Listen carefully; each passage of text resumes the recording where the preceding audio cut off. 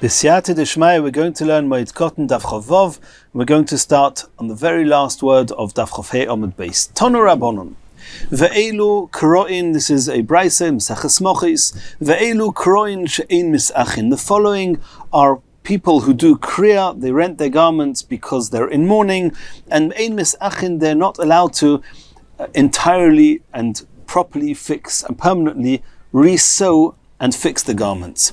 Hakerea al oviv al imoy, and we've seen this already before, that somebody who tears kriya on a garment in mourning for their father or mother, then they are never allowed to properly fix that garment. Va'al Rabbi shalim doi Torah, or his teacher who taught him Torah, va'al nasi, or a nasi of Klal Yisrael, va'al av beis din, va'al shmois horois, on when a person tears kriya because of bad tidings, va'al birchas Hashem, if chas v'shalom somebody hears somebody else say blasphemy against Hashem, it's called birchas Hashem, as if praising Hashem. It's just an elegant way of saying the opposite. The Gemara didn't want to chas v'shalom write down what was really happening. Va'al sefer Torah shenisraf, or sefer Torah that gets burnt. Va'al orei Yehuda, if somebody sees the ruins of Yehuda. Va'al hamikdash, the ruins of the Beis Hamikdash. Va'al Yerushalayim, and the ruins of Yerushalayim. V'kirea al mikdash u'moisef al Yerushalayim. We'll see in the Gemara a little more details on that, but if somebody tears kriya when seeing the ruins of the Beis Hamikdash, in the event that he hasn't yet seen Yerushalayim, if somehow he got to the Beis Hamikdash without seeing Yerushalayim, then afterwards, when he sees the ruins of Yerushalayim, he can be moisef, he can just add on to the tear that he tore for the Beis Hamikdash, he can just add on to that for Yerushalayim. Says the Gemara, Oviv v'imoy v'rabbi shalim doi Torah. The first three on the list were father, mother, and Rebbe, teacher. What would be the source for that? T'chsiv, it says in the pasuk in Melachim, ve'elisha roye, Elisha was watching, v'hu metzaik, and he was crying, he was shouting. And when Eliyahu Novi went up to heaven and for all intents and purposes passed away, we'll soon see exactly if and how he passed away. But when Eliyahu Novi left Elisha for the last time, then Elisha shouted, Ovi, Ovi, Father, Father, Rechev Yisrael, the chariot of Klal Yisrael, the Parashov, and its horsemen, V'leira'ohu oid, he didn't see him again, V'yichazek b'v'godov, he grabbed hold of his garment, V'yikroim, Lishnaim, Kroim. So when it says Ovi Ovi, it's Ovi ve'imoi. He said Ovi Ovi means that Elisha saw in Eliyahu Novi also a father figure, also a mother figure, and the Mefarshim discuss how the word Ovi can refer to the mother. But either way, when he said father, father, he meant father, mother.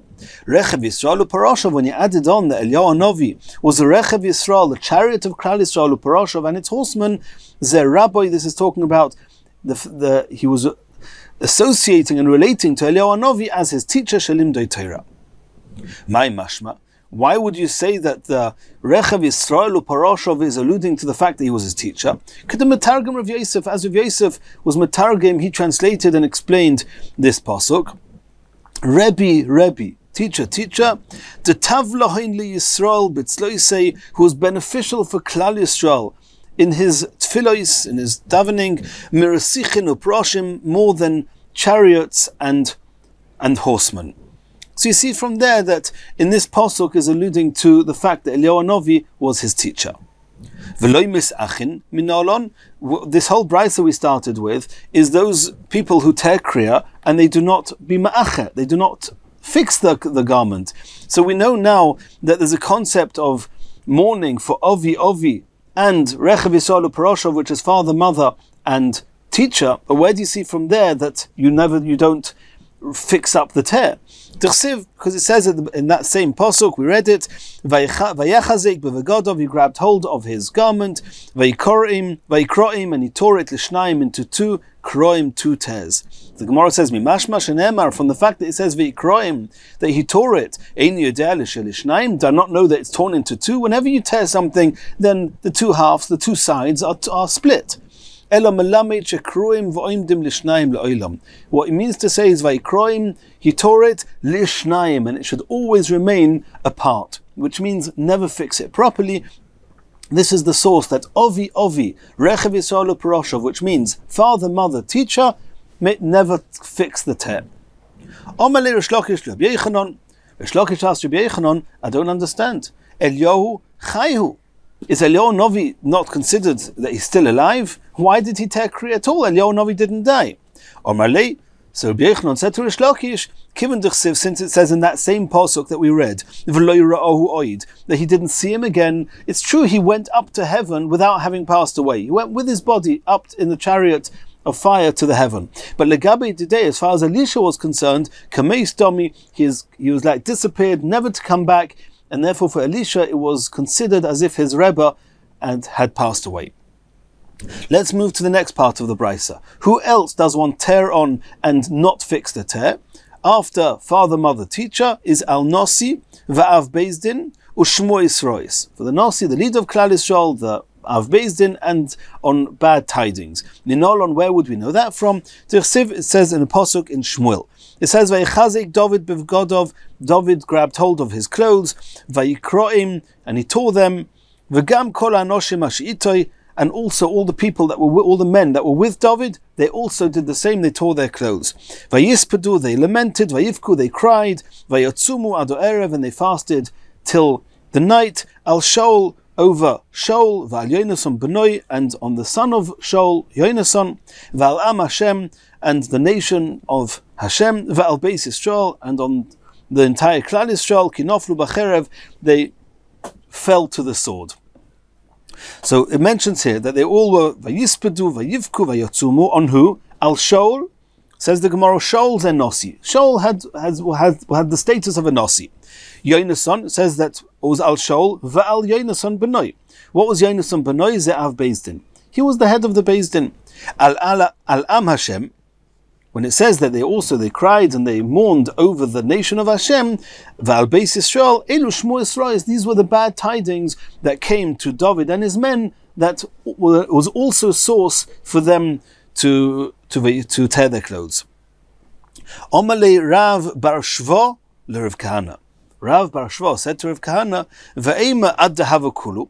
In the Brisa it seems that if any one of these happen, either a Nasi passes away, or the Av Bezdin passes away, or the bad tidings, then you tear Kriya and you don't fix it. But maybe from this pasuk you mentioned, all three happened at once. So maybe from this pasuk you only tear Kriya if all three happened at once. Also the Nasi, also the Av Bezdin, also bad tidings and Klal Yisrael all happened at the same time. Omer lei, Al hifsiku inyan. We'll notice it says a few times the word al. They cried Al Shaul over Shaul, Va'al Yonason Benoi, and over Yonason his son, Va'al Am Hashem, Va'al Beis Yisrael. Why doesn't it just say Al Shaul, Va'yonason Benoi, Va'am Hashem, Ubeis Yisrael? The fact that it says Al, it means each one on its own was reason to tear Kriya. Hifsiku inyan, it separates them. Umikar inon ashmo yisharois. Is it true what you just said now, that on bad tidings that you hear that one tears Kriya? Did they not report to Shmuel that Kotal Shvur Malka, Tresa Alpha Yehudoi? Did they not tell Shaul that Shvur Malka had killed 12,000 Yidden, but Mazigas Kisri, in this place called Mazigas Kisri, Veloi Kara? And Shmuel didn't rent his clothes. You see, on bad tidings, you don't tear your clothes. Answers the Gemara, Le Omru Elo Beroiv Tzibur.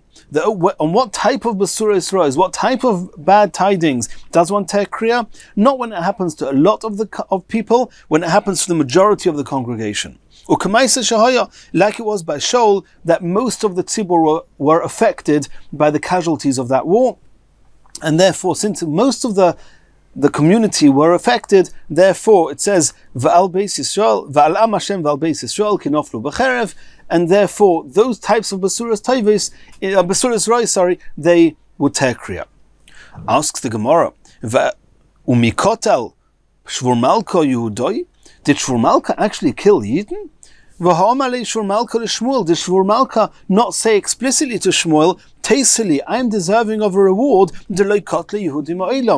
because I never ever killed any Yidden.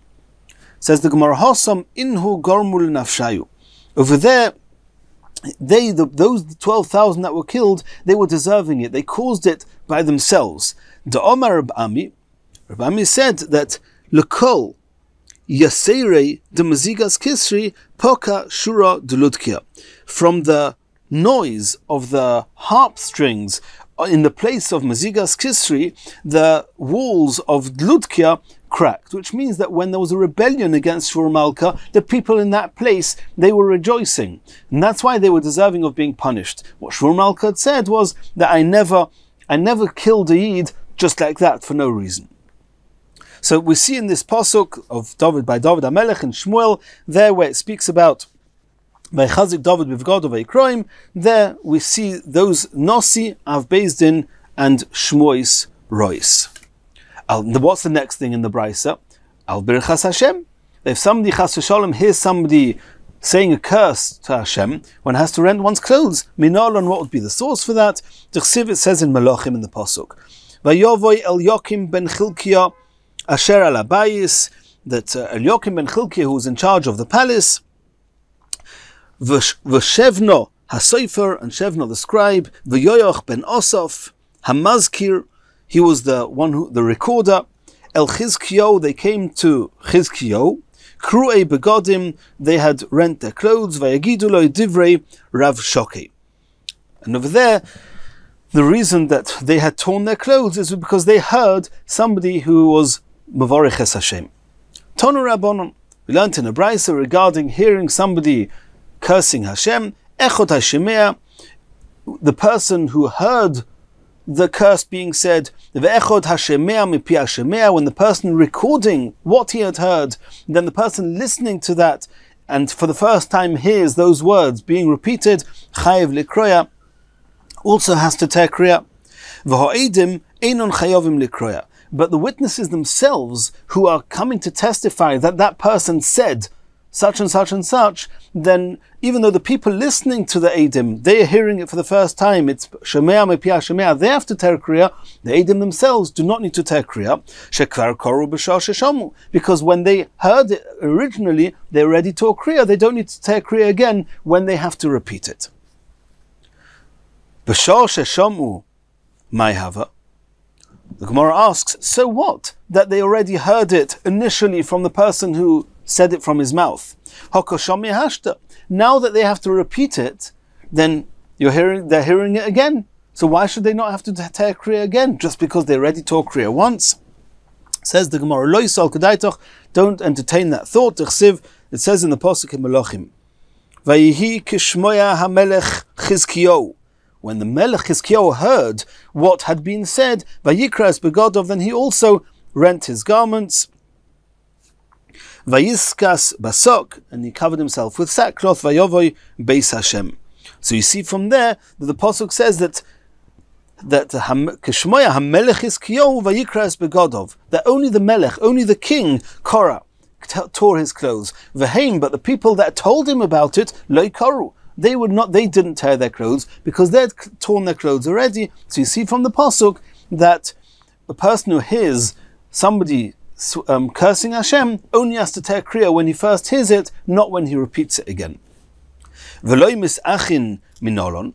How do you know that you're not allowed to repair that kriya? Answers the Gemara, Asya kriya. It says that they were Kru'ei Begodim. It says that by Chizkiyo HaMelech, as we just saw now, Kru'ei Begodim. And it also says the word Kriya by Elisha, as we saw in the first pasuk we saw before, Vayikroim L'Shnayim Kroim. In the same way as by Elisha, it says Vayikroim L'Shnayim Kroim, that it was L'Shnayim, it's going to stay to forever and never be sewn up. So too the Kriya that it says in the context of Chizkiyo, also you never fix the tear. Continues the Gemara now to the next one on the list, Sefer Torah shenisraf minolon. What's the source that when one sees a Sefer Torah being burnt chas v'shalom, that one has to tear kriya and that one doesn't fix up the tear? T'chsiv, it says in the pasuk in Yirmiyah, Vayihi kikroi Yehudi sholosh delosois v'arba Yikro'eho b'sar ha'sofer v'hashlich elo eish asher el ha'och ad toim kol ha'megilo alo eish asher al ha'och. So what happened there? That he read 3 or 4 of the psukim in that. It was actually from the scroll of Eichad, from that version of Eichad. We're not going now into the whole story there, but when when 3 or 4 of the psukim were mentioned, then Veikra'el Batar, then he tore it with Batar HaSofer, with a razor of the scribe, a scribe's razor. V'hashlich halo'esh, and he threw it, these psukim, he threw this novi, the ksuvim, the eicha, into the fire, asher la'och, in the fireplace, v'gomer, etc. My sholish dlosis varba. What does it mean, the 3 or 4 dlosis, the 3 or 4 verses, psukim? Omru Yehoyakim. They said to Yehoyakim, Kosav Yirmiyah Sefer Kinos. Yirmiyah had written a book of lamentations, of Kinos. It's Eicha. Omar Luhu Maksiv Bey. So Yehoyakim asked the people, what did Yirmiyah write in Eicha? So they said to him that, and this is actually from the very first pasuk in Eicha, Eicha, Alice, Yashva Vadod, she sits in solitude.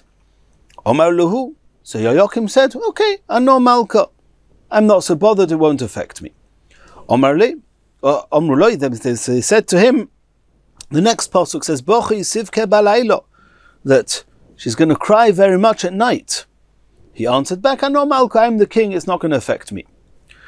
And then the next pasuk, Golso Yehuda me'oini, Yehuda will be exiled me'oini amidst suffering. He said, Ano Malka, I'm the king, it won't affect me. And then he said, the next pasuk, Darkei Tzion Avelos, the roads of Tzion will be mourning.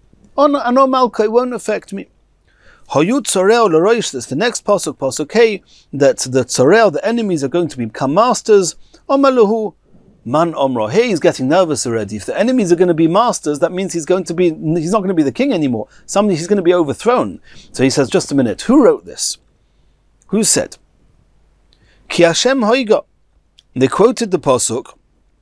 In the same pasuk, Hayut Tzoreo L'roish, Oyaveh Shalu, Ki Hashem Hoiga.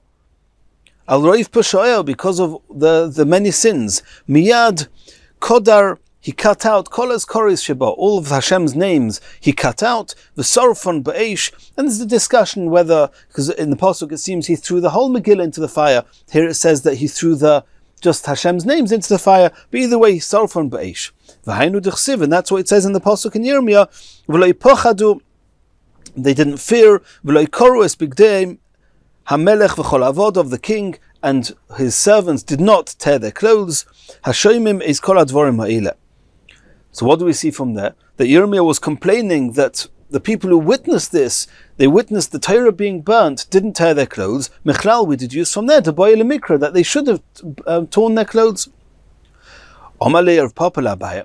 So Papa asked Abaya, Eimer mishum shmois harois. How can you deduce from there that when you see a Sefer Torah burning, that you have to tear your clothes? Maybe over there the reason that they should have torn their clothes is because of the bad tidings, and we already learnt before that bad tidings is reason to tear kriya.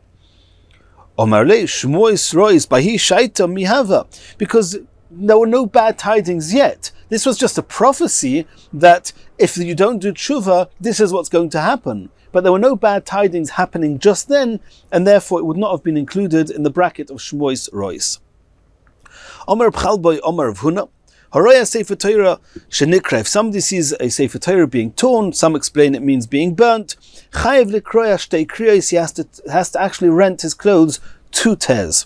Echod al Agvil, one for the parchment that's being burnt. Ve'echod al Aksav, and one for the script, that is the writing that's being burnt. Shenemer, as it says in the pasuk in Yirmiyah, Vayhi dvar Hashem el Yirmiyahu acharei sroif hamelech es hamegillah. After the king burnt the scroll, ve'es hadvarim asher kosav baruch mipi Yirmiyahu leimer, and the words. So you see that 2 things got burnt: the scroll and the words. So you see that each one are reason on their own to tear one's clothes. Rabbi Abba Rav Huna bar Chia have a yosva kamei de Rabbi Abba. Rabbi Abba and Rav Huna were sitting before Rabbi Abba. Bo la'afnuye. Rabbi Abba, even though we saw here there's 2 Rabbi Abbas, but Rabbi Abba got up to relieve himself. Shokle le, he removed his tefillin. Ochsei abeisadya, and he placed his tefillin on a cushion. Asoyi bas na'amisa, an ostrich came. Boye le mivlei, and wanted to swallow the tefillin. Omar, Rabbi Abba said, Hashta, had the ostrich actually managed to do that, I would have had to tear my clothes twice. Omarle, So Rav Huna said to Rav Abba, Minolachaha, how do you know that? What's your source? It was an incident that I witnessed, or this happened to me, and I went to Rav Masna to ask him, what should I do? An ostrich had swallowed up his tefillin, and what do we do? He didn't know what I should do. Came to Rav Yehuda, and Shmuel said, the only time when you have to actually tear your clothes when Torah gets, or tear it twice, when Torah gets destroyed, that's only when it's done by force, like over there that the king Yoakim cut it up and threw it into the fire, like it happened with Yoakim. But over here, in the case of the ostrich, then he could have saved it and prevented it from happening, and therefore one does not have to tear the kriya. Continues the Gemara. Ore Yehuda Minalan, we saw in the Brisa that one tears kriya when one sees the ruins of Yehuda. What would be the source for that? It says in the Pasuk in Yirmiyah, Vayovoyu Anoshim Mishchem, the men came from Shechem, Mishiloi, Umishoimroin Shmoinim Ish, 80 people, Muguloche Zokin, they were shaven, their beards were shaven, Ukru'ei Begodim, and their clothes were torn, Umizgoidedim, they had cut their flesh, Umincha, and their offerings, Ulevoino, and also type of offering, the Basomim Biyadom in their hands, Lahavi Beis Hashem, to bring it to the Beis HaMikdash. And they didn't know that the Beis HaMikdash had already got destroyed. So they came to the Beis HaMikdash with these offerings, and why were their clothes torn? Because their clothes were torn because they came from outside Yehuda, and they saw that the cities of Yehuda were in ruins, so they tore their clothes. Omer Bchelboy, Omer Ula Bira. Bchelboy said in the name of Ula from Bira, Omer Beloza, Haroya Ore Yehuda B'churbanon, if somebody sees the mountain, the cities of Yehuda destroyed in ruins, Omer should say the following. A pasuk in Yeshaya, Orei kochecha hoyu midbar, Tzion midbar hoisa, Yerushalayim shmama. V'kirea, that means he should say Orei, the first words of that pasuk, Orei kochecha hoyu midbar. V'kirea, and then he tears his clothes. Yerushalayim b'churbono. When he sees Yerushalayim in ruins, Omer should say the next words, Tzion midbar hoisa, Yerushalayim shmama. That Yerushalayim had become wasteland, and then he should rent his garment again. Beis HaMikdash b'churbanoi, he first saw the cities of Yehuda in ruins, and then he saw Yerushalayim, and now he sees the Beis HaMikdash in ruins. Omer, he should say the pasuk in Yeshaya, the next pasuk, Beis Kocheinu v'Sefarteinu, our holy home and splendor, our splendor, Asher Hilelucha Avoseinu, that our forefathers, our fathers praised it. Hoyol Esreifas Eish has been burnt by fire. V'chol Machamadenu, and all our desires, Hoyol Echorva, are in ruins. V'Kerea, and he should tear his clothes. Says the Gemara, Kerea ala Mikdash. Somebody should first tear his clothes when sees the Beis HaMikdash. U'Meisif al Yerushalayim, that was the last phrase of the Brisa we saw at the top of the Amud, that if you tear your clothes first on the Beis HaMikdash, you can then just add on a little bit on the tear when you then see the ruins of Yerushalayim. Uraminu asks the Gemara, this seems to contradict what we learnt, that Echod HaShemea,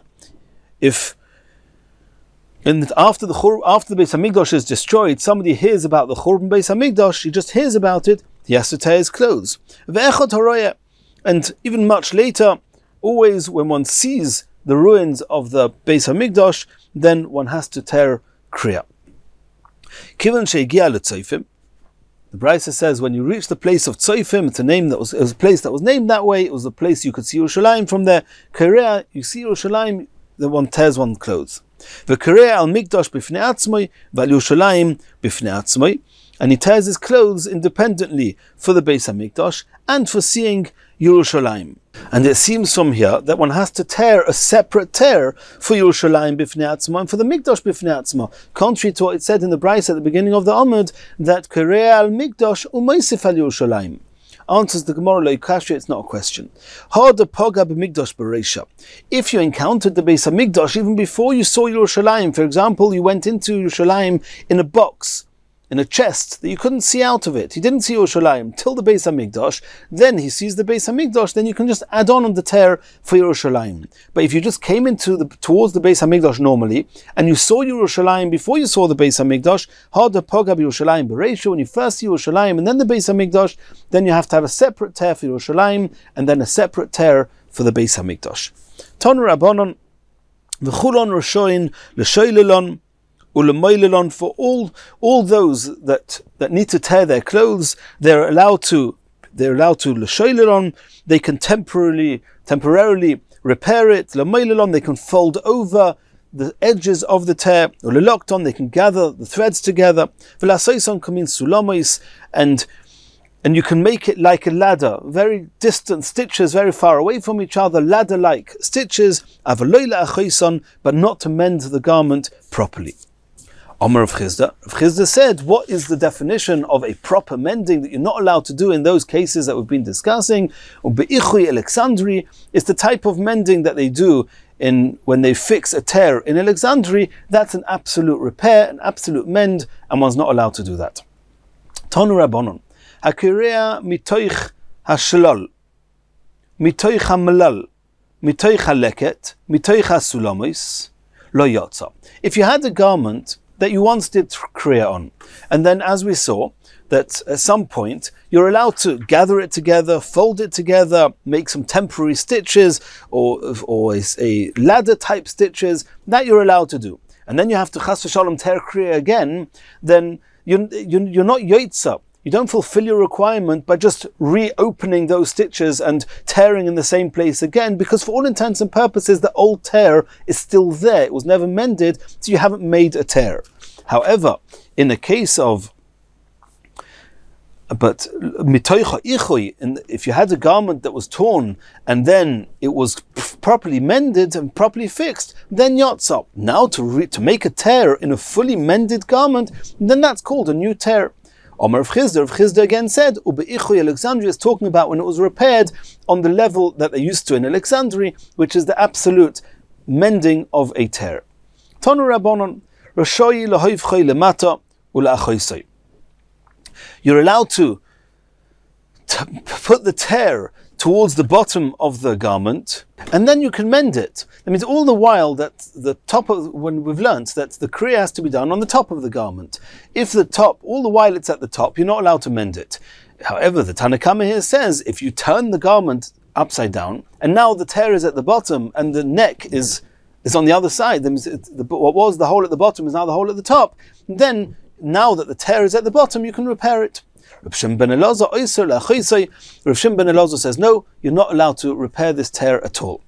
In the same way as the person who would be selling this garment, he himself who tore this garment is not allowed to repair it. The person who buys it from him is also not allowed to repair it. The one who's selling such a garment has to tell the person buying it, there's a tear in here. This tear was made because of one of the reasons that they were required to tear, and it was a type of tear that the halacha dictates you're not allowed to repair, so even you, buyer, are not allowed to repair this. Tanu Rabbanon, Tchilas Kriya Tefach. When it says that you do an initial Kriya, the minimum size Kriya is the size of a Tefach. V'toisefes, when it says that you can add on to a Kriya, in order, if like we saw, if you first tear for Yerushalayim, and then you see if you first tear for the Mikdash, and then you see Yerushalayim, you can add on, that's sholish etzbois, 3 fingers breadths. Divrei Reb Meir, that's the opinion of Reb Meir. Reb Yehuda Omer, Tchilas Kriya sholish etzbois, 3 fingers breadths is enough to be called an initial Kriya. V'toisefes, and the addition, kolshu, even a smallest amount is sufficient. Oma Ula alocha Reb Meir, Ula said the alocha is like Reb Meir. Bekriya, regarding that the minimum size of an original Kriya is the halacha is like Reb Meir, which is a tefach. Halacha Reb Yehuda b'tisefes. The halacha is like Reb Yehuda that in addition, it's enough. It doesn't have to be like Reb Meir said, 3 fingers breadths. It can be just a smallest amount. Tanina mihachi Reb Yesi Omer tchilas kriya tefach. The initial size of a tear has to be a tefach, but tisefes kolshu, and the addition can be even just the smallest amount. Tanu Rabbanon Omru lo, if they told a person Meis Oviv, your father died, V'kora, and he tore his garments, like he has to when you hear such news. Meis benoi, and then they tell him, your son died. V'hoisif, he adds on onto the tear. Then, since the first part of the tear was the tear for father, and we've learnt before that when one tears for a parent, one's not allowed to mend it. When one tears for any other relatives, you are allowed to mend it. So tachtoin, the bit that he added on, misache, he can repair at some point. Elyoin, the top part, the part that he tore because of his father, eine misache, is not allowed to mend. Meis benoi, if first his son died, v'kirea, and he tears kriya, umeis oviv, and then he hears his father died, v'hoisif, and he adds on to the tear, elyoin misache, the top part, the first part, he can sew up, because when somebody tears for their son, they can sew it up. Tachtoin, but the part that he added on, eine misache, he's not allowed to fix up. Meis oviv, meis imoy, meis ochiv, meis achoisoi. If he heard that his father and his mother and his brother and his sister died and he heard it all at once, he does a single kriya for all of them. Rabbi Yehuda ben Beseira Omer, al kulon kera echod, al ovi v'imay kera echod. Says that he argues and says that for all the other relatives can be one tear, but for parents it needs to be a tear on its own right. Because on the tear that was done for parents, one doesn't add on for other relatives. Ma'itama, Omer of Nachman bar Yitzchok, lefisha einon b'toisefes. It's inappropriate to add an expression of mourning beyond what he's done for a parent. Omer Shmuel halacha Rabbi Yehuda ben Beseira, the halacha is like Rabbi Yehuda ben Beseira, that we saw that al kulon kera echod, al ovi v'imoy kera echod. Asks the Gemara, Mi Omar Shmuel Hacha, did Shmuel really say that's the halacha like Rabbi Yehuda ben Beseira? V'Omar Shmuel halacha k'divrei hamekel ba'avul. Did Shmuel not say, and we've seen it so many times already, that Shmuel holds that you always take the most lenient opinion in Hilchas Avelis, and why over here we're not taking the most lenient opinion? Here, Rabbi Yehuda ben Beseira says, you're not allowed to tear the same tear, even with an addition, for the parents and for other relatives. Says the Gemara, Avelis lechud. In the regular halachas of mourning, you're right, we always follow the lenient opinion. Kriya lechud, but the halachas of tearing, that's got its own set of halachas, and there's no such rule that we follow the lenient opinion. Continues the Gemara, ad heichon kriya. We've said that with other relatives pass away, one can keep adding on existing tears. So a person made a tear, he started at the neckline, and he made a tear, and then another relative died, he just continued the tear. To what point in the garment can you keep tearing? Says the Gemara, until it reaches his navel. And some say till the heart, even though we don't have an absolute proof for that, we have a hint to that in the Pasuk Shenemar. It says in the Pasuk in Yoel, V'kir'u levavchem, you should rent your hearts, v'al b'gdeichem, and not your clothes. But you see from there that tearing is till the heart. When it reaches the navel, it reaches too far down that one can no longer be mekayim and do the obligation of kriya by continuing that tear. Marchik sholish etzbois, he should move to the side of that first tear 3 fingers breadths, v'kirea, and start another tear. Nismale milefonov, if the whole garment at the front of the garment is already full of tears 3 fingers breadths apart all the way down to the navel or the heart, you turn the garment round. Now what was at the front is at the back, and what was at the back, which was not torn, is now at the front, and you can continue. If the whole garment, the top of the garment is full of tears, you can turn it round, that what was on top is now at the bottom, what was at the bottom is now at the top, and then you continue from what's now at the top. But tearing kriya from the bottom or from the sides, you're not yotze, because kriya always has to be done from the top. Just a kohen gadol, he tears from the bottom, but the regular kriya has to be from the top. Continues the Gemara, Pligi bar of Masna v'Marukva. Marukva and Rav Masna argued, V'tarvayu mishmei d'Avur de Shmuel v'Levi, and both said what they said in the name of Avur de Shmuel, the father of Shmuel and Levi. Chad Omar, one of them, said, Kol Shiva Kirea. which means if in the middle when a person is sitting Shiva, he hears that another one of his relatives passed away, he has to tear an independent tear. He cannot be moisiv, he cannot just extend an existing tear. La'achar Shiva. If, however, after the Shiva, he hears that another relative passed away, moisiv, then he can just extend a previous tear. Well, that was one opinion. Chad Omar, another opinion holds, the other one holds, Kol Shloishim Kirea, the entire Shloishim, you have to make an independent tear. La'achar Shloishim, only after the Shloishim of the previous person that you tore for, you can then, if one has to tear for another relative, one can extend the tear. Maskif Lomar Reb Zera. Reb Zera asked a question. Man Omar Kol Shiva Kirea. The opinion who says that for the duration of the Shiva, if one has to do another Kriya, one has to do an independent Kriya, one cannot just be Moisif. Amai. Why would that be true? Because during the Shiva, we've already learned that during the Shiva, you're not even allowed to make any temporary type of stitches to the original tear. And if you're going to extend the original tear, then it just looks like a single Kriya, and it doesn't look, you cannot tell that he's done Kriya for a second deceased person. Elohad Omar Mar. If that's the reason, then did we not say that Ha'isha, and we learnt about this on Daf Chav Beis, that a woman, Sheilalto Le'alter. Then did we not say that a woman, even during the Shiva, after the funeral, she can temporarily sew some stitches onto the tear, because it's inappropriate for a woman to leave the tear open. And Hachanami, according to that, if a woman is in the middle of Shiva, and she's already somewhat temporarily sewn up the tear, she should be allowed to tear the same tear again as an extension of the original tear when another person passes away. So why did one opinion hold, Kol Shiva Kirea, that anyone who's sitting Shiva, during the week of Shiva, you cannot extend the previous tear, you have to make a new tear? Why would that be true for a woman? Because the whole reason you can't do an extension is because the original tear is still there in its full original torn state. By a woman that wouldn't be true. Answers the Gemara, Hosam Mishum Kvoid Ishahu.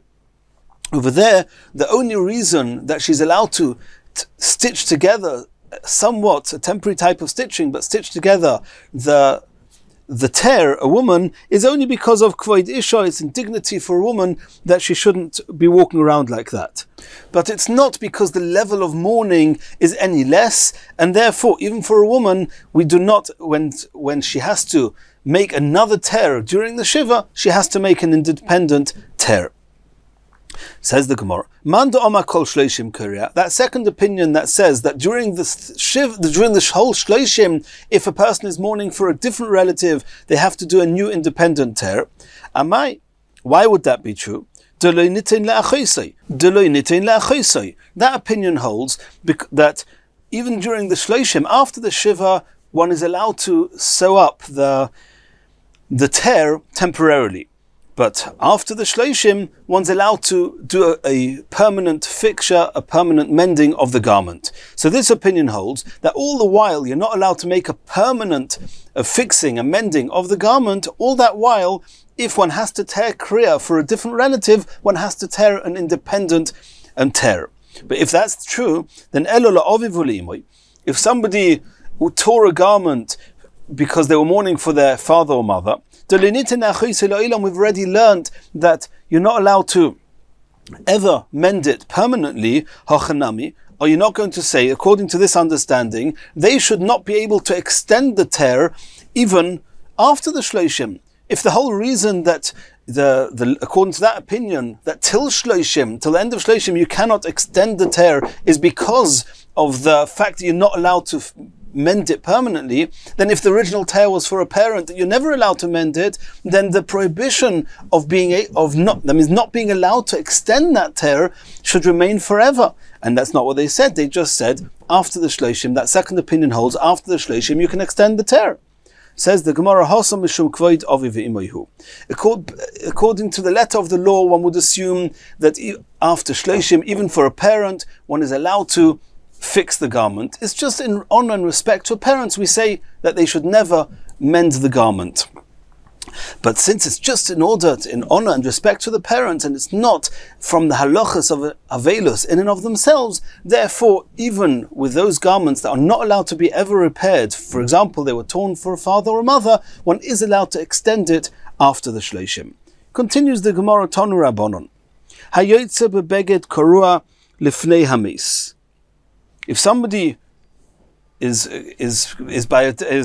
mourning for a dead person, and he just takes a garment that's been previously torn, he doesn't actually tear the garment for this person. Then he's stealing, he's depriving the dead of something because you didn't tear a garment over him. And also you're stealing the mind, it's Genevus Das. You're making people believe as if you tore Kriya, when in truth you didn't tear Kriya, so you're stealing the honesty from them also. That's the Tanakama. Rav Shem ben Gamliel Omer.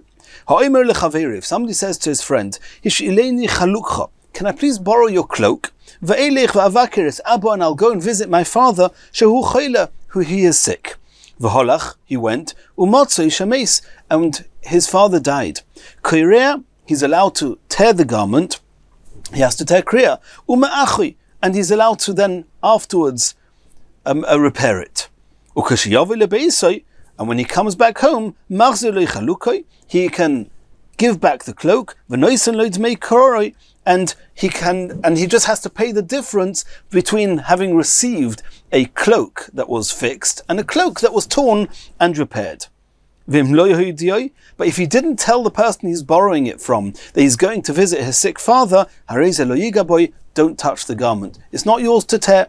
If you told him that you're going to visit his sick father, then we assume that he understood that if this person passes away, that you'll do kriya on it. And therefore it's as if he gave you permission, you just have to pay for the difference.